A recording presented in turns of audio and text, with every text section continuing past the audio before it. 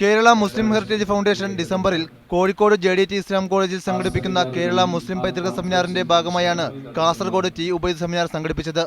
കന്നഡയിലും മലയാളത്തിലുമായി നിരവധി കൃതികൾ ടി ഉബൈദ് എഴുതിയിട്ടുണ്ട്. എന്നാൽ കവിയുടെ സൃഷ്ടികൾ വിപണിയിൽ ലഭ്യമല്ലാത്തത് കാരണം പുതിയ തലമുറയ്ക്ക് കവിയെക്കുറിച്ച് പഠിക്കാൻ അവസരമില്ല. കവിയുടെ മുഴുവൻ കൃതികളും കണ്ടെത്തി പുനഃപ്രസിദ്ധീകരിക്കാൻ സർക്കാർ സംവിധാനം ഒരുക്കണമെന്ന് സെമിനാർ ആവശ്യപ്പെട്ടു. മുതിർന്ന മാധ്യമ പ്രവർത്തകൻ റഹ്മാൻ തൈലങ്ങാടി സെമിനാർ ഉദ്ഘാടനം ചെയ്തു.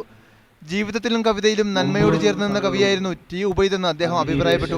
ഈ മലയാളത്തെ മനസ്സോട് ചേർത്ത് വെക്കുകയും അതിൽ നിന്ന് വാക്കുകൾ പെറുക്കിയെടുക്കുകയും അതിൽ നിന്ന് നല്ല വാക്കുകൾ ചേറിയെടുക്കുകയും ചെയ്ത് ഒരു കവി കവിത്വത്തിലേക്ക് ഉയരുന്നു എന്ന് പറയുന്നിടത്താണ് ടി ഉബൈദ് മാഷയുടെ ഏറ്റവും വലിയ ഉദാത്തമായ ഒരു എന്താണ് പറയുന്നുള്ളത് ഒരു മാനുഷികമായ ഭാവം പ്രകടമായി കാണുന്നത്.